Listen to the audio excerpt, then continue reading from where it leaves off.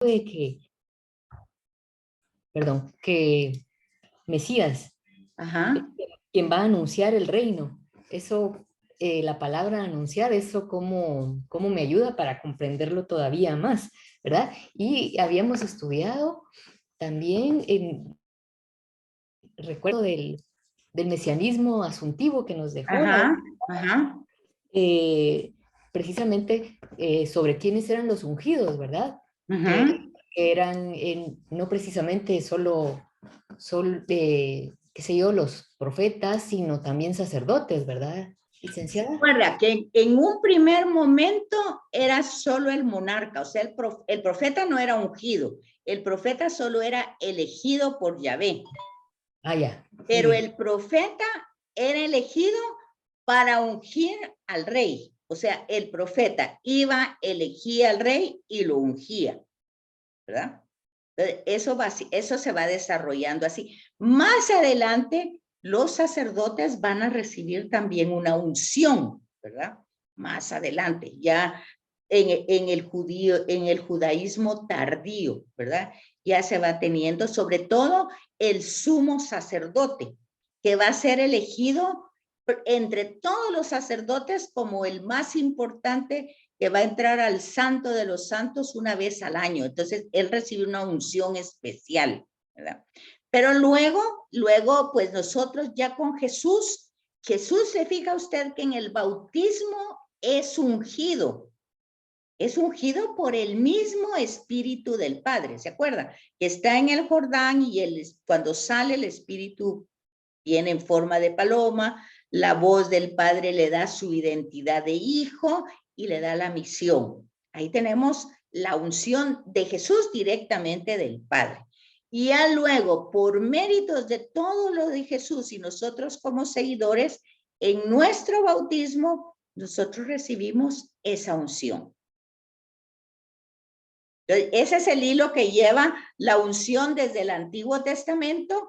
Empieza con los profetas, que no son ellos ungidos, pero ellos ungen a los monarcas, ¿verdad?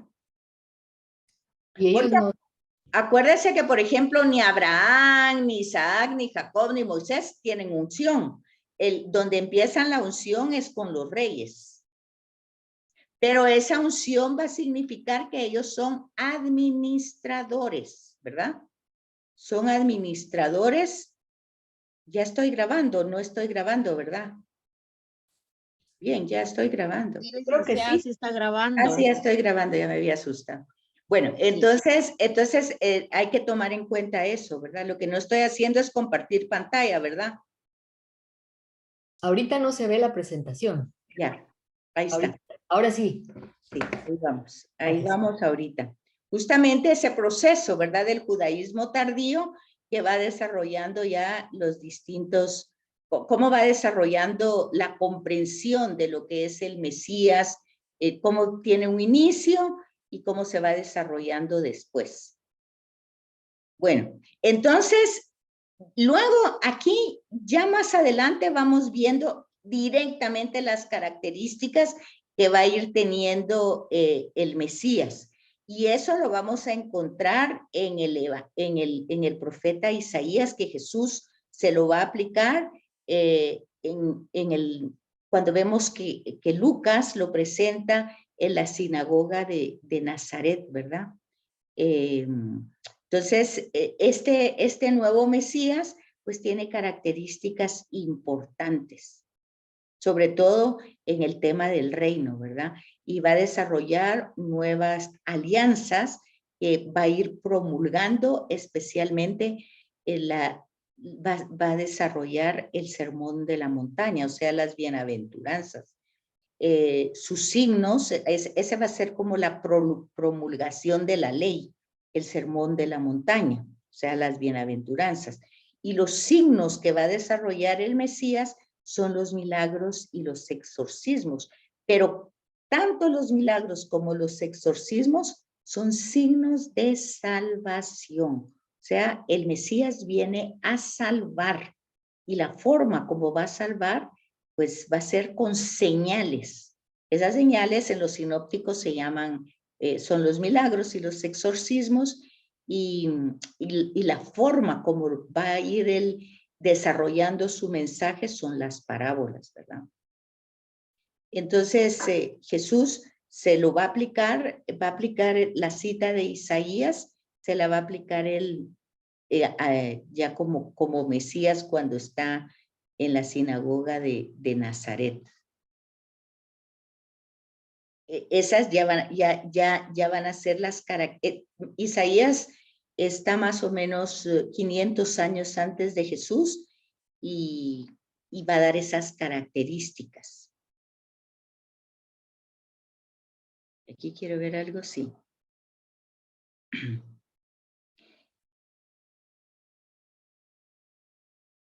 Entonces, aquí es donde vemos cómo en su Biblia, en el capítulo 4 de Lucas, versículo 18 al 24 más o menos, nos va presentando cómo Jesús va a aplicarse estas características mesiánicas y cómo Jesús va a anunciar ese reino de Dios y cómo va a ser su mesianismo, ¿verdad? Sin embargo, a pesar de que Jesús lo anuncia y que Jesús se lo explica a sus discípulos, ellos no lo comprenden, ¿verdad? Cuando estamos hablando más bien de sus apóstoles, de los 12. No comprenden muy bien por lo que dijimos anteriormente, porque aunque todo el mundo esperaba un Mesías, todos tenían distintas expectativas, ¿verdad? Nadie sabía exactamente cómo iba a ser la calidad del reino, cuáles iban a ser las características. Estaban todas esas expectativas que diferían unas de otras. ¿Y cuáles eran esas diferencias, verdad? Pues en parte, muchos pensaban y esperaban un Mesías nacionalista, racial, que defendiera al pueblo como lo había hecho David o como lo había hecho Moisés, ¿verdad? Nunca se esperaba, Jesús pues estas expectativas las echa afuera, ¿verdad? Porque él ofrece a todos un reino abierto, a todas las naciones, y el ejemplo es su mesa compartida, ¿verdad? Que también ahí tenemos como una práctica de que pues compartir la mesa es con los amigos, con los cercanos, con los que son similares, ¿verdad? Y Jesús no, tenía una mesa abierta, eso ya lo hablamos una vez, de cómo era las expectativas que ellos tenían nacionalista como David, ¿verdad? Que uniera las tribus, que peleara contra el enemigo, en este caso era Roma, que los expulsara, ¿verdad? Y que él reinara, y que ¿cuál era la otra? Vamos a ver, hay que purificar el templo, ¿verdad? Que le diera el sentido diferente al templo. Entonces, todo esto vimos que Jesús lo hace desde otra forma. Sí lo hace, pero lo hace de otra manera. Ya vimos que reina, pero a través del sufrimiento de asumir el pecado de la humanidad y reciclarlo y presentarlo al Padre. De esa manera reina. Une a las tribus en su mesa compartida. Purifica el templo, pues él mismo, siendo el templo, el nuevo templo de Dios, al entrar en esa purificación, y como vimos, como decía Rosana, en los sacrificios, pues es un sacrificio de expiación, ¿verdad? O sea, limpia todos los pecados de la humanidad, pues purifica el templo y reina, ¿verdad? Reina desde la cruz. Entonces, esa comprensión de este mesianismo fue comprendido por las primeras comunidades hasta después de la venida del Espíritu Santo. Antes no fue posible. Casi ya resucitado, pues le preguntan todavía a Jesús, ¿vas a restablecer? ¿Ahora sí vas a restablecer el reino? ¿Ahora que ya volviste otra vez? Entonces vemos que no hay esa comprensión. Y aquí hablábamos de eso, de las expectativas del Mesías que estaban desde 2 Samuel, o sea, Samuel es el primer profeta que aparece en la Sagrada Escritura como con relatos personales, porque en Primera de Reyes aparecen otros profetas, como ya dijimos, Natán o Elías, Eliseo, pero Samuel aparece con un libro, pues Primera Samuel y Segundo Samuel, o sea, con un libro de 2 tomos, por decir así. Y entonces, desde esta cita, desde este profetismo de Samuel, se anuncia que a partir de la monarquía de David, Samuel anuncia en esta cita la promesa de que en el trono de David, ese trono va a ser un lugar privilegiado que siempre va a ser ocupado por una persona, ¿verdad? Entonces, esta cita, junto con el éxodo, o sea, la liberación de Egipto, van a ser los 2 temas que van a provocar la esperanza del pueblo. O sea, Dios ha cumplido todo, Dios nos volvió a regresar después del exilio.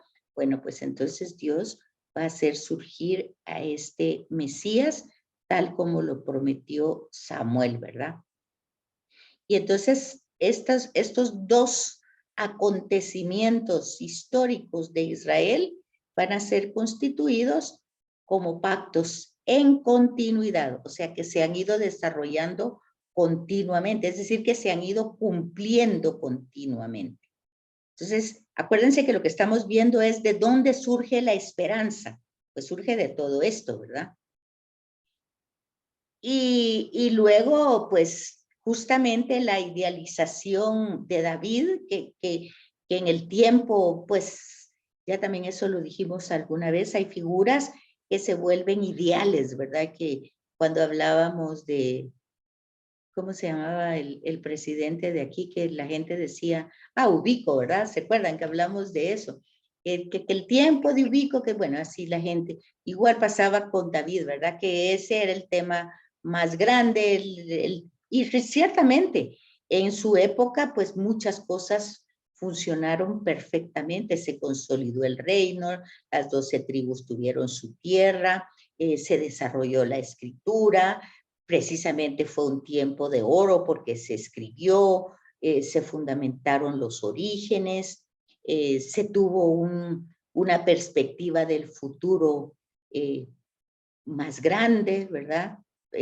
O mejor, pero bueno, esa expectativa terminó con Salomón, ¿verdad? Porque después de Salomón el reino se divide en 2, y entonces al dividirse en 2, esta idealización viene a ser escatológica. La palabra escatología significa, es un tratado teológico de la vida después de la muerte, o sea, cómo se va a desarrollar la historia después de que muramos.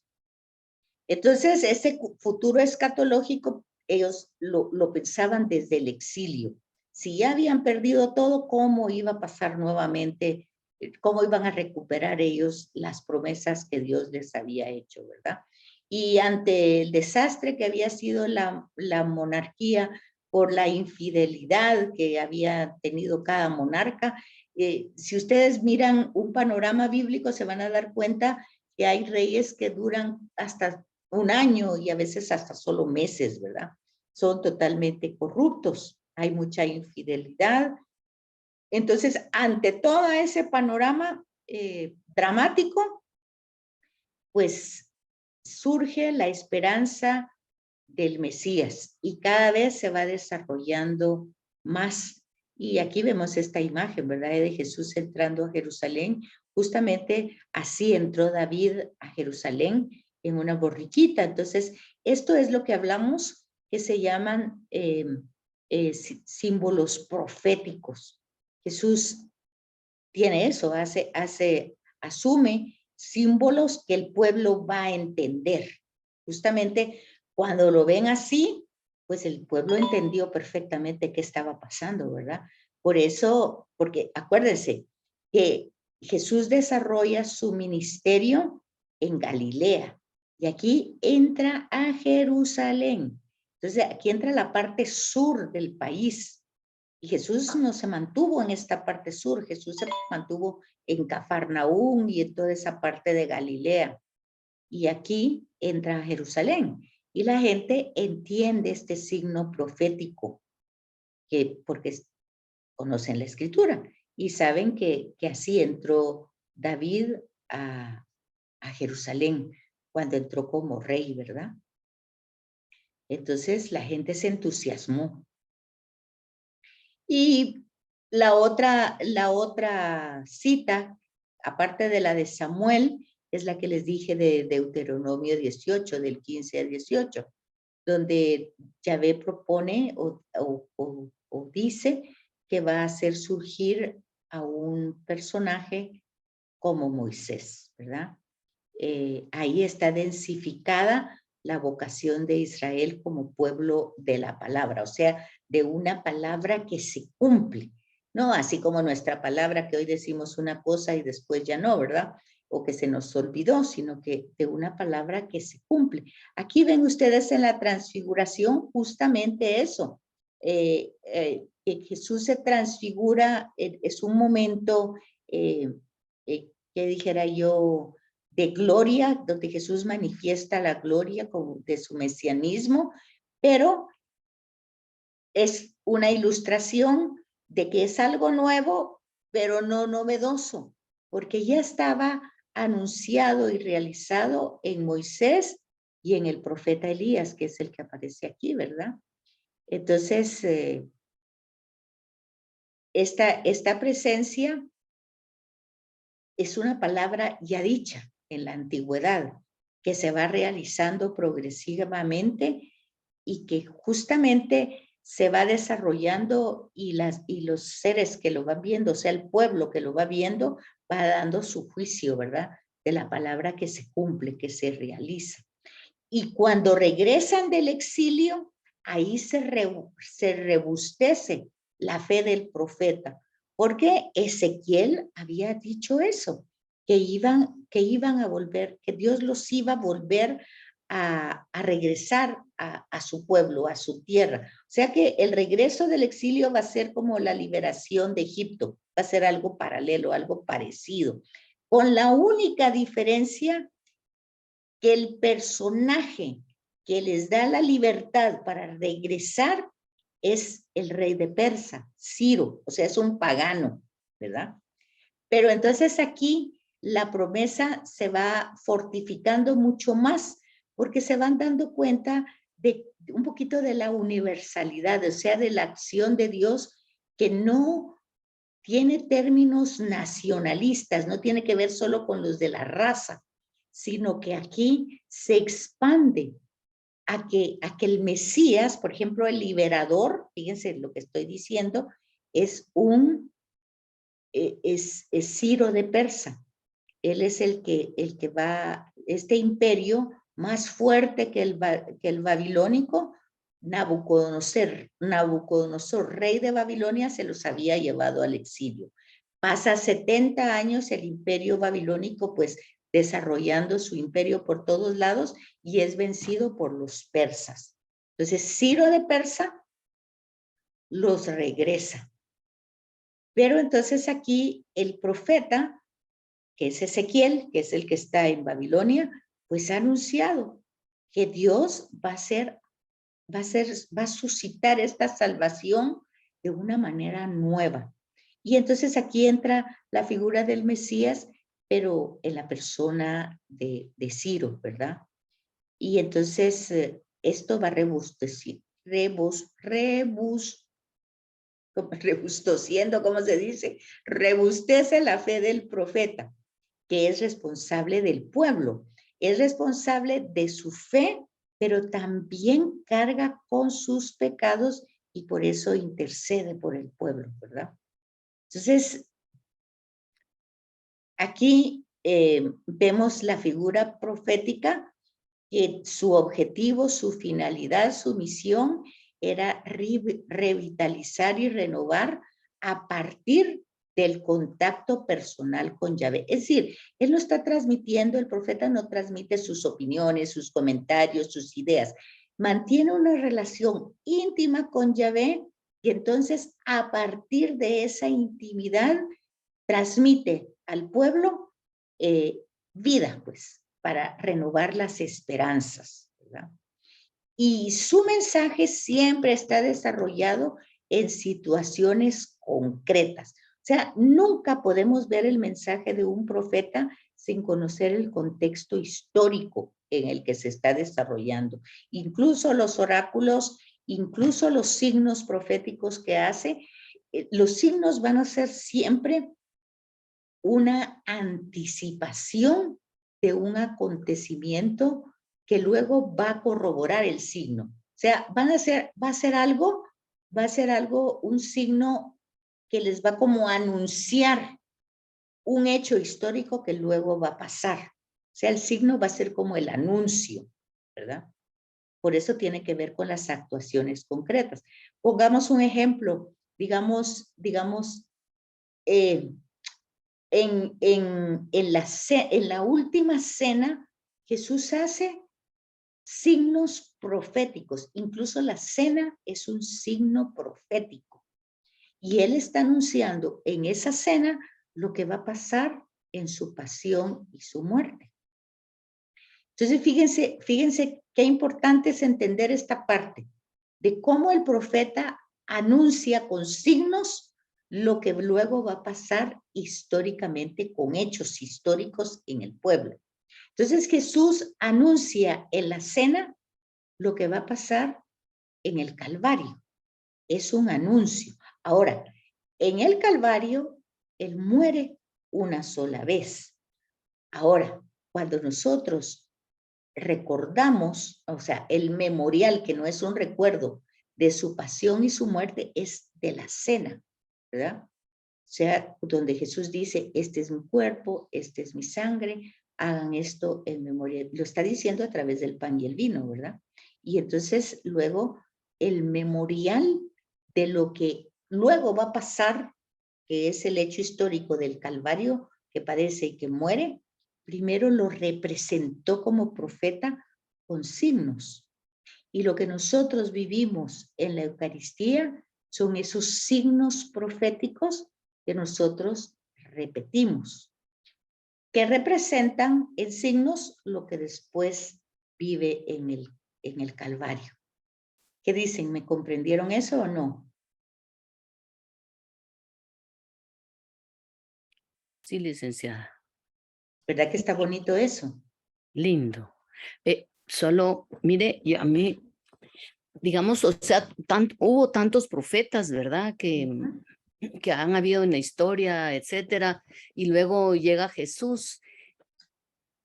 Diferencia, digamos, fundamental, lo que lo diferencia de los otros, porque a él, claro, él es el hijo, el Mesías, etcétera, ¿verdad? Pero muchos al principio creyeron que era otro profeta, en todo caso, ¿verdad? No ¿Sí? que era el Mesías. Lo que lo diferencia a él de los demás profetas fueron todos los milagros y los exorcismos que hizo, o realmente hay, digamos, porque el que él lo dijera no era como no era una evidencia para el pueblo, ¿verdad? De que él era el Mesías.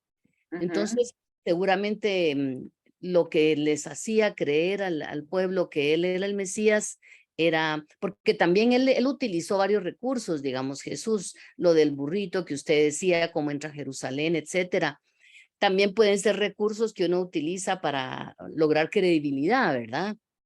Entonces, lo que diferencia a Jesús de los demás profetas van siendo, o también los demás profetas lograban hacer algunos exorcismos y milagros.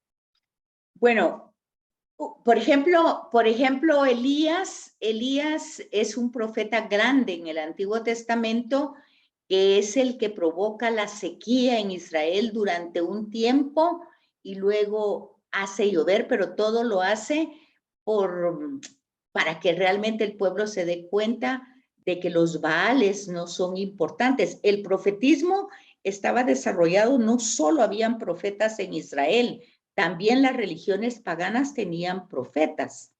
Ajá. Pero se distinguían, el profetismo de Israel se distinguía en una sola cosa, que fue lo que dijimos anteriormente, que el profeta estaba, aquí estamos diciendo, no, anterior creo que era, está totalmente ligado a Yahvé, está ligado. Y entonces, a través de esa relación íntima, lo que el profeta dice es lo que Yahvé dice. Lo que el profeta hace es lo que Yahvé dice que haga. Ahora, un profeta no nace profeta y se muere profeta. Un profeta es elegido en un momento de su vida para una misión concreta y terminada la misión se termina su profetismo. Entonces nosotros no vamos a encontrar la vida de ningún profeta en la Sagrada Escritura. Vamos a encontrar la misión de los profetas. De hecho, vamos a encontrar a Amós que va a decirnos, si yo no soy profeta ni hijo de profeta, yo simplemente era un pastor y un agricultor y Yahvé me llamó y me dijo, ve a profetizar. Entonces, ahí nos damos cuenta que no es que se nace profeta y se muere profeta, sino es una vocación, un llamado en un momento de la historia. Volvemos al tema de la elección. Dios elige un instrumento humano y este tiene que estar disponible así libremente al llamado y responder. Muchas veces en ese llamado, el que es llamado a ser profeta se resiste, porque dice, no, yo no puedo, Moisés se resiste, dice, yo no puedo ir al faraón, yo soy tartamudo, yo no tengo posibilidades, yo salí de ahí me quieren matar. Entonces, o sea, en un primer momento la persona se resiste al llamado, pero hay una promesa que le dice que va acompañada con el llamado. Dice, mira, no te preocupes, no tengas miedo, yo te voy a acompañar. O sea, la obra va a ser mía, tú solo eres un instrumento. ¿Ok? Entonces ya la persona lo permite. Igual pasa con Jesús. Su misión es solo de 1 año y medio o máximo 3, ¿verdad? No es toda la vida. Su mesianismo es un momento específico. Pero en ese momento específico, Jesús, él mismo, a sí mismo, se aplicó la figura del profeta. Él no dice que es, ni que es el Mesías. Él pregunta, ¿quién dice la gente que soy yo? Y Pedro contesta que es el Mesías, el Hijo de Dios vivo. Bueno, y Jesús le dice, bueno, pues si dijiste eso, eso te lo dijo mi Padre, porque no fue tu inteligencia, ¿verdad? Se te reveló el Padre. Entonces, pero Jesús va entendiendo o va asimilando que su mesianismo no está obviamente en el Sanedrín, él no va a ser sumo sacerdote, no está tampoco, él no va a ir a pelear contra Roma. Entonces Jesús va entendiendo que su mesianismo es pues le va dando el sentido del sufrimiento, del dolor, de la acogida y entonces va a ir desarrollando una serie de signos para ir demostrando qué clase de mesianismo, pero los signos, tanto los milagros como los exorcismos, tienen la finalidad de ser signos, o sea, eso lo vamos a ver en la otra sesión, en el otro tema.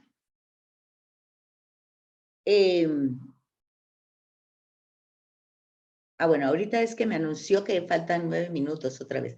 Entonces, son señales de la presencia de Dios como rey. O sea, acuérdense que eso lo vamos a ver más adelante. El mensaje de Jesús es el reino de Dios, no el reino de él. Entonces Jesús está haciendo signos de profeta, sus milagros son señales de que el reino ya está. Entonces, por ejemplo, cuando Juan está encarcelado y pregunta que si eres tú el Mesías o tenemos que esperar a otro, Jesús contesta, vayan a Juan y díganle, que ven y que oyen. Entonces, ¿qué ven? Que los ciegos miran, que los cojos caminan. Bueno, entonces eso significa que ha llegado el reino de Dios. Entonces, es un Mesías que va a anunciar el reino de Dios, o sea, eso también lo vamos a ver en el otro tema, qué es el reino y qué es el reinado, ¿verdad? Entonces, pero el tema es que su pregunta es, ¿qué diferencia tiene Jesús como profeta de los anteriores? Pues el tema fundamental es que Jesús muere por su misión y es resucitado por el Padre al llevar a cabo su misión hasta las últimas consecuencias. De los otros profetas no sabemos que ninguno muere, solo fue un profeta que fue elegido para una misión, se terminó la misión, el momento que tenía que anunciar y ya se acabó el tema. De Moisés sabemos que su misión era sacar al pueblo de Israel y llevarlo a la tierra prometida. Al pueblo de Egipto, perdón, llevarlo al Sinaí, hacer ahí la alianza y conducirlo a la tierra prometida. Y vemos que eso pasa. Y pero Moisés no entra a la tierra prometida y ahí muere. ¿Okay? Y ahí terminó su misión, ahí muere. Pero es del único profeta que sabemos que termina su misión justo con su muerte, o sea, no entra a la tierra prometida. De ahí de los demás no sabemos, solo de Jesús, que cumple su misión, pero su misión es salvar a la humanidad, entonces tiene que pasar por todo el proceso de la muerte, reciclar todo el pecado de la humanidad, ofrecerlo al Padre con la obediencia confiada de que el Padre va a hacer algo y el Padre lo resucita. En esa pasión, muerte y resurrección estaría la diferencia del profetismo de Jesús, que en los otros no está la muerte de ninguno. ¿Qué dice Loti? No hay resurrección, ¿verdad? O sea, tampoco ni muerte ni resurrección. Claro, eso sí, yo sé que lo diferencia totalmente, pero era en la vida de ellos, ¿verdad? En la vida de Elías, por ejemplo, Elías, que es el que tenemos aquí, Elías, él no muere. Él un carro de fuego se lo lleva, ¿verdad? Entonces, así termina la historia. Y le sigue como profeta Eliseo, que recibe el manto y continúa la obra de Elías. Esa es la historia es lo único que se sabe así. Entonces, pero por eso se esperaba la venida de Elías, por eso cuando pregunta Jesús, ¿quién dice la gente que soy? Unos dicen que eres Elías o el Bautista, porque ya también ya había muerto, ¿verdad? Que había que volver a surgir, porque existía en la memoria del pueblo el hecho de que Elías iba a volver. Y entonces Jesús dice, les aseguro que Elías ya volvió y también lo mataron, refiriéndose a Juan el Bautista, dice el Evangelio, ¿verdad? Entonces, bueno, son esos temas donde lo único que se puede decir es que Jesús se aplica la palabra profeta porque desarrolla su ministerio, su misión a través de signos, a través de gestos, a través de parábolas, no solo dichas, sino también actuadas. Y su última parábola vivida es la pasión y su muerte, ¿verdad? Y luego, pues, los profetas no eran Mesías, o sea que obviamente vamos a encontrar que el mesianismo que presenta Jesús, que realmente no es un profeta, sino es el Mesías, pues lo va a descubrir las comunidades primitivas, pues leyendo a los profetas anteriores como Isaías, que va a desarrollar cómo va a ser el mesianismo, ¿verdad? Sí. Esa sería la única diferencia porque no hay más. Y siempre se ha hablado de el Mesías, ¿verdad, licenciada? Siempre se ha hablado de una persona. Porque no se ha hablado, digamos, de que después de que uno ve cómo van las historias de los países, en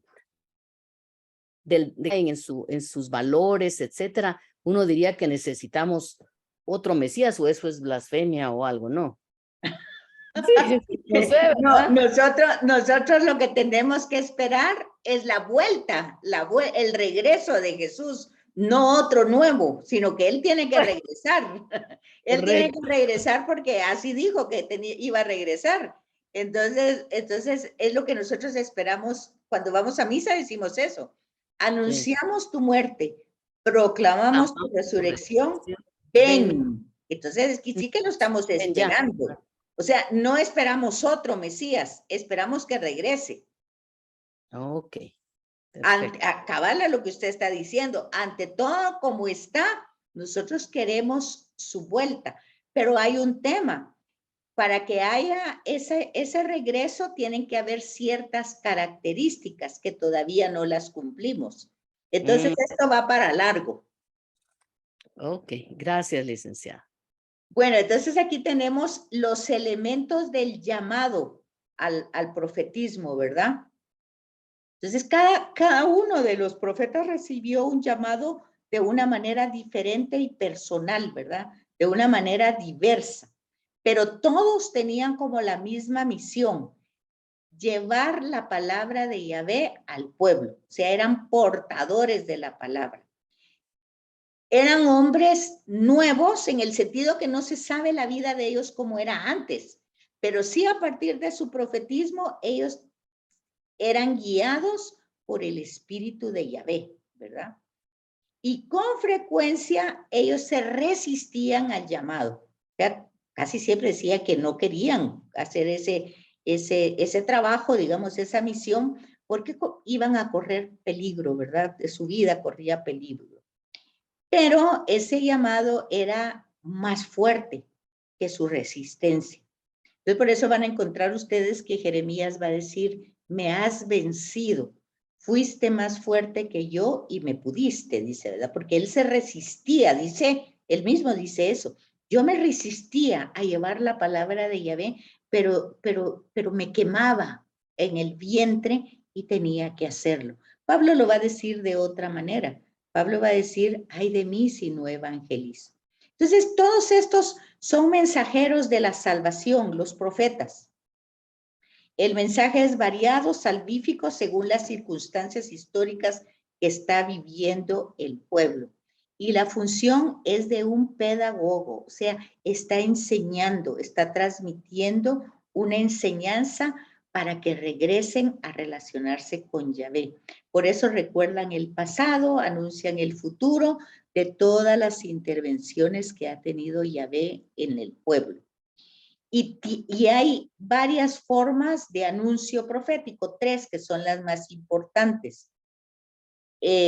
Afirmaciones básicamente de la salvación en un tema de necedad del pueblo. El pueblo no quiere entender, no quiere salvarse. Dios quiere salvarlos, pero el pueblo se ha vuelto, dice, de una dura cerviz, o sea, una cabeza dura, no les entra esto. El mensaje de salvación no lo acepta. Sin embargo, a pesar de esa necedad, Yahvé se apiada por pura misericordia y siempre vuelve a anunciar su intervención. O sea, los profetas siempre anuncian que a pesar de esa necedad,